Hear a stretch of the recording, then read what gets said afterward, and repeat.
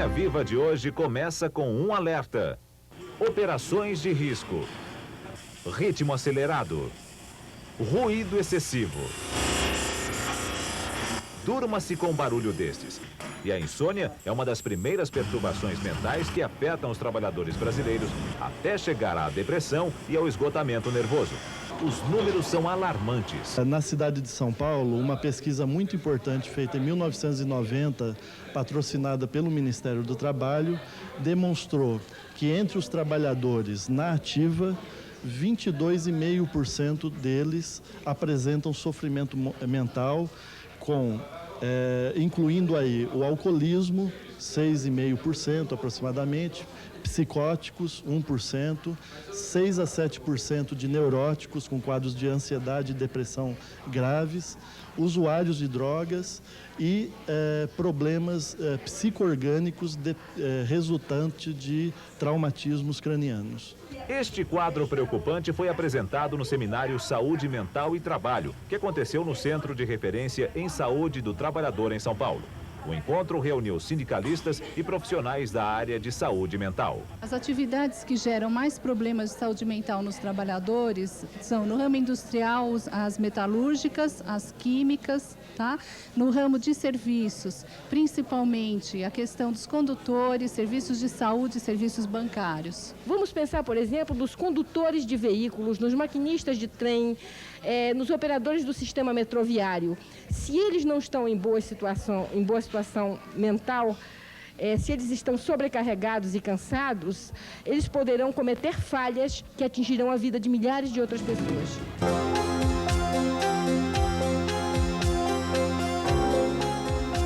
Valdecir de Oliveira tinha 17 anos quando sentiu na pele o que é um acidente de trabalho na vida de uma pessoa. Contratado como ajudante, Valdecir foi colocado para trabalhar numa prensa, sem treinamento nenhum. Resultado, sua mão esquerda foi prensada pela máquina. E a partir daquele dia, Valdecir viu sua vida mudar. Você vai dormir, chega à noite, você não consegue dormir só pensando em besteira, você tem a mão completa, depois você perde, e se não tiver alguém para te dar um apoio, você... Com o apoio do seu sindicato e de sua mulher, Vilma, Valdecir conseguiu se reerguer. Hoje, ele já foi recontratado pela mesma empresa onde sofreu o acidente, só que em outra função. Agora, Valdecir pensa mesmo no futuro de sua filha. E do passado, ele traz uma dura experiência e um alerta. Então, se naquela época tivesse alguém me orientado, igual hoje eu faço, não tinha acontecido. Ou se tivesse os equipamentos que é obrigatório ter. Então, não tinha acontecido, mas naquela época não tinha. Então, por isso que aconteceu o acidente.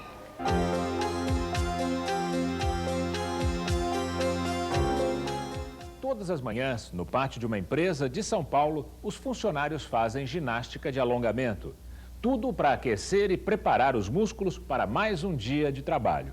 E os trabalhadores são testemunhas. A ginástica ajuda também a aliviar a tensão no ambiente de trabalho. Assim que os funcionários chegam na empresa, vão para o pátio participar de uma sessão de ginástica coletiva. O aquecimento começa pelo pescoço, depois o corpo todo entra na dança. 1, 2, 3, 4, 5, 6, 7, 8. Há 3 anos, quando começaram as sessões de ginástica, os funcionários ficavam inibidos e com medo de errar os movimentos.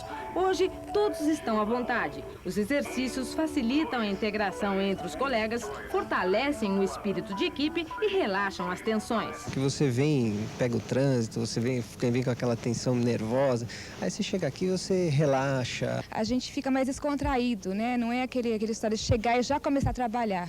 A sessão de ginástica dura apenas 4 minutos, mas dá a maior força para os funcionários enfrentarem a jornada de trabalho. A ideia veio da matriz no Japão, onde a ginástica é praticada há mais de 15 anos. Lá e aqui está dando bons resultados. São atividades que estimulam as pessoas a trabalhar em equipe e a ter consciência do trabalho, da responsabilidade perante o seu conjunto. Entre todas as profissões criadas pelo homem, existe uma diferente, a de piloto de avião, porque só eles, entre os humanos, aprenderam a profissão dos pássaros. Mas o que parece ser apenas prazer, glamour e emoção, na verdade esconde uma rotina de responsabilidade, tensão e medo. Uma convivência diária com o perigo a mais de 10.000 metros de altura.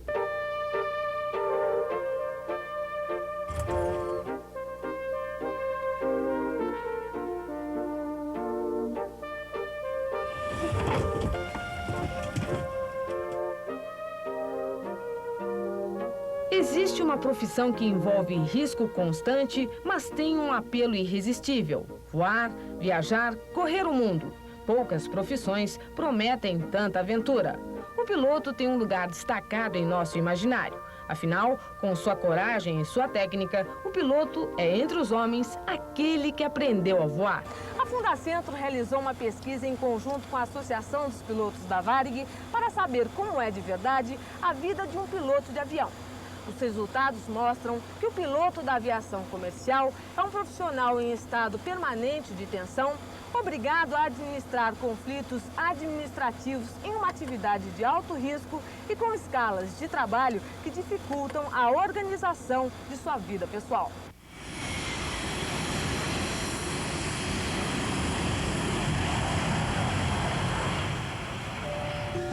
Quem acredita que o piloto precisa apenas subir no avião e pilotar está muito distante da realidade dessa profissão.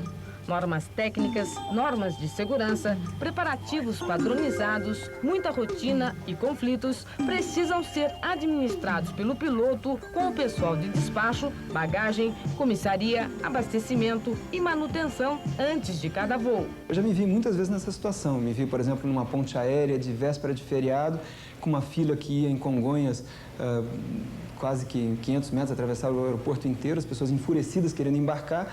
E se eu decolasse naquele momento, eu estaria ultrapassando o limite de horas de voo que a legislação me permite voar. Eu estaria pondo em risco a vida dos próprios passageiros que embarcariam. Agora, como é que você explica isso para uma pessoa que está querendo encontrar sua família no feriado? Elas não vão entender, né? Autorizado embarque, líder. Só depois de atravessar uma verdadeira corrida de obstáculos em terra, o piloto consegue decolar. E mesmo lá em cima, o voo não é livre. O piloto obedece estritamente às ordens dos controladores de voo. O piloto não pode subir ou descer à vontade. É preciso negociar em linguagem técnica com o controle de tráfego. Uma conversa que nem sempre é calma. A famosa guerra de níveis, que também é uma coisa que não é uma informação que normalmente não chega aos passageiros. Aviões que conseguem subir mais rápido acabam levando uma vantagem, porém os aviões mais antigos que sobem mais lentamente acabam voando mais baixo, mas também tem um consumo mais alto. A questão que tem mais preocupado os pilotos é a questão do congestionamento.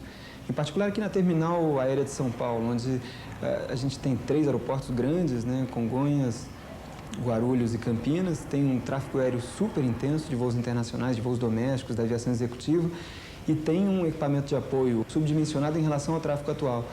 O que tem acontecido são congestionamentos sérios. Às vezes é você chegar na terminal de São Paulo e ser obrigado a aguardar voando a sua vez de pousar, o combustível acabando. Apaixonados pelo que fazem e perfeccionistas, os pilotos não gostam de falar em erros e encontram dificuldades em relatar suas falhas em relatórios técnicos. Muitas vezes, num pouso, ele sente que está veloz e alto, mas nem sempre ele observa a regra que recomenda: em caso de dúvida, arremeta.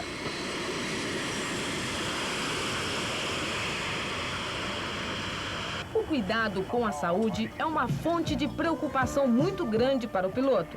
De 6 em 6 meses, ele é submetido a um check-up. Um resultado negativo pode significar o fim de uma carreira arduamente conquistada. Mas a saúde do piloto é constantemente agredida pelas escalas de trabalho. Associada ao problema do fuso horário, a escala é em grande parte responsável pelas perturbações de sono e alimentação dos pilotos.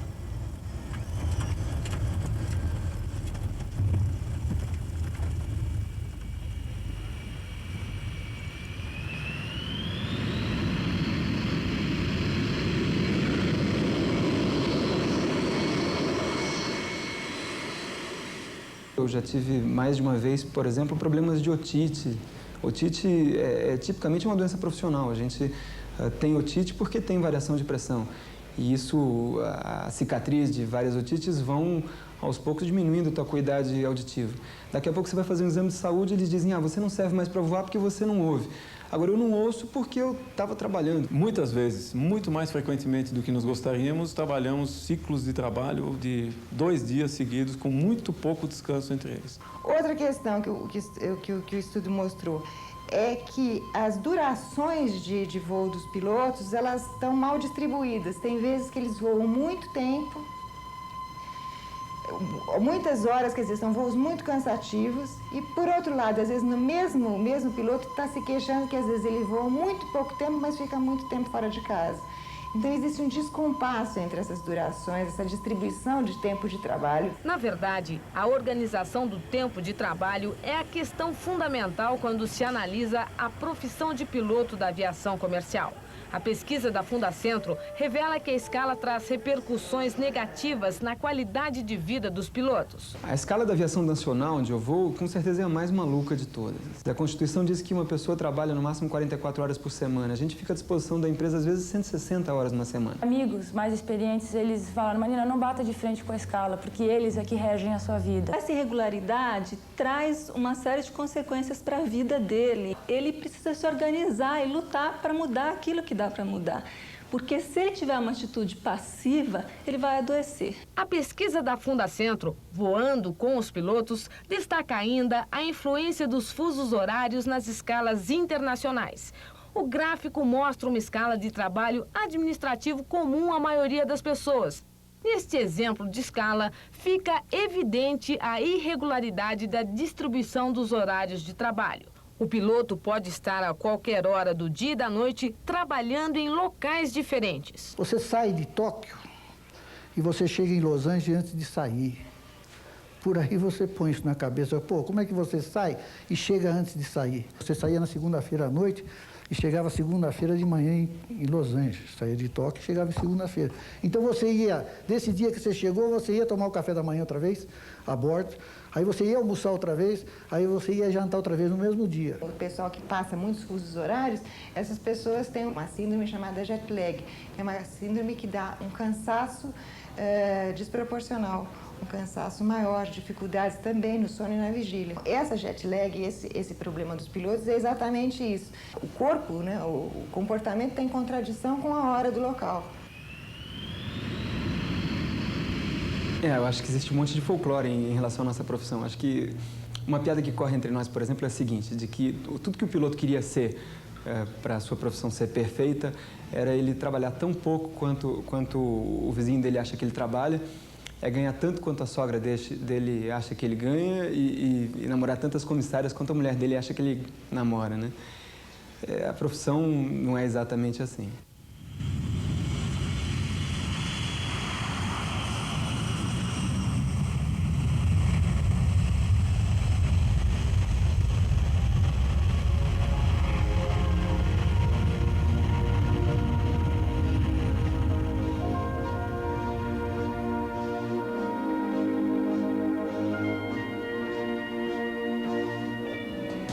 Um alerta para a população de Pernambuco. Uma pesquisa encomendada pela Universidade Federal de Pernambuco constatou que um grande número de operadores de raio-x desconhece os riscos da exposição à radiação ionizante. A pesquisa foi realizada a partir de uma denúncia do Sindicato dos Técnicos em Raio-X do Estado de Pernambuco. O alerta foi feito pelo pesquisador da Fundacentro, Edson Allen, no 4º Congresso Latino-Americano de Saúde Ocupacional, em Curitiba, no início do mês. A radiação ionizante é gravíssima, porque dá uma série de lesões graves que só vão aparecer, na maioria das vezes, com o tempo. São cânceres que não têm nenhum tipo de tratamento, são lesões nas gônadas masculinas, câncer de mama em mulheres, e que isso não tem tratamento. Hoje aqui no estúdio do Linha Viva, o nosso entrevistado é o sindicalista Carlos Aparício Clemente, ex-presidente do Departamento Intersindical de Estudos e Pesquisas de Saúde e dos Ambientes do Trabalho e hoje vice-presidente do Sindicato dos Metalúrgicos de Osasco, em São Paulo. Clemente, uma das lutas do Sindicato dos Técnicos de Segurança do Trabalho é pela instalação de departamentos de segurança e higiene do trabalho nos sindicatos brasileiros e também a contratação de técnicos, engenheiros e médicos especializados. Você acha que o sindicalista brasileiro já está suficientemente preparado nessa questão da saúde e segurança do trabalho? O movimento sindical brasileiro cresceu muito nessa questão ampliou-se muito as cláusulas de saúde e segurança do trabalho nos contratos coletivos, nas convenções coletivas de trabalho.